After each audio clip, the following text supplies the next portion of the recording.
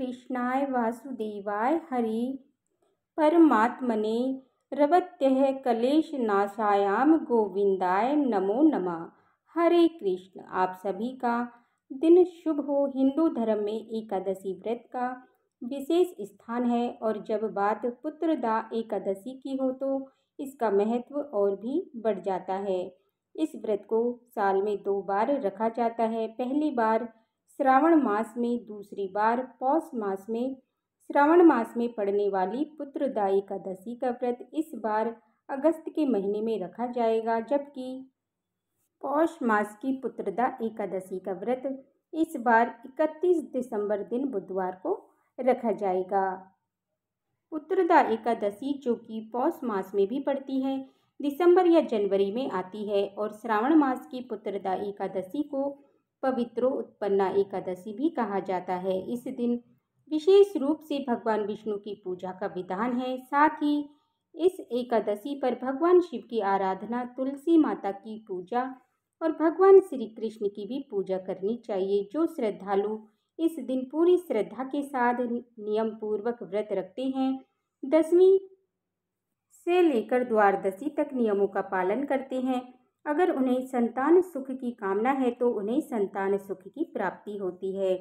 पारिवारिक जीवन की खुशियां चाहते हैं या जीवन में कष्टों से मुक्ति पाना चाहते हो तो उनकी मनोकामना भी पूर्ण होती है। और ये व्रत विशेष रूप से उन दंपतियों के लिए अत्यंत फलदायी माना जाता है जो कि संतान प्राप्ति की कामना रखते हैं। शास्त्रों में वर्णन मिलता है, ना करोति विधानेन पवित्रा रूपम तू यहाँ तस्य सावत श्री पूजा निष्फलाम मुनि सत्यमा। अर्थात हे मुनि श्रेष्ठ, जो मनुष्य विधान पूर्वक श्री प्रभु को अर्थात पवित्र नहीं धराता है तो उसकी वार्षिक सेवा निष्फल हो जाती है। पवित्रोत्पन्ना एकादशी के दिन श्री कृष्ण बलराम मंदिर में विशेष श्रद्धा के साथ पूजा पाठ की जाती है। मंदिर के देवता भी श्री राधा श्याम सुंदर, श्री कृष्ण बलराम और गौरा रानी ताई को पवित्र धागों से बनी पवित्र मालाओं से सजाया जाता है और 360 तार वाले धागे को केसर में रंग कर पवित्र के रूप में लड्डू गोपाल जी को भी अर्पण किया जाता है। इस बार एकादशी तिथि प्रारंभ हो रही है 4 अगस्त दिन सोमवार को सुबह 11:42 से। इससे पहले तक दशमी तिथि रहेगी और एकादशी तिथि 5 अगस्त मंगलवार को दोपहर 1:12 पर समाप्त होगी। इसके बाद में द्वादशी तिथि लग जाएगी, क्योंकि 5 अगस्त मंगलवार को एकादशी और द्वादशी दोनों ही है, तो ऐसे में 5 अगस्त मंगलवार को ही पुत्रदा एकादशी का व्रत रखा जाएगा और यही एकादशी सबसे शुद्ध एकादशी मानी जाएगी। ध्यान रखिएगा, सोमवार के दिन एकादशी का व्रत नहीं है, बल्कि मंगलवार के दिन ही एकादशी का व्रत रहेगा। और सबसे शुभ बात, इस दिन सावन का आखिरी मंगला गौरी व्रत भी रहेगा। मंगलवार के दिन ब्रह्म मुहूर्त सुबह 4:27 से 5:15 तक रहेगा। सूर्य उदय सुबह 6:03 पर होगा और सूर्यास्त होगा शाम 7:02 पर। प्रातःकाल पूजा मुहूर्त रहेगा सुबह 4:41 से 5:45 तक। शाम की पूजा आप कर सकते हैं शाम 7:09 से 8:13 के बीच में। और इस दिन इंद्र योग भी बन रहा है, लेकिन इंद्र योग सुबह 7:25 तक रहेगा। इसके अलावा सुबह 11:23 तक ज्येष्ठ नक्षत्र रहेगा। उसके बाद में मूल नक्षत्र प्रारंभ हो जाएगा।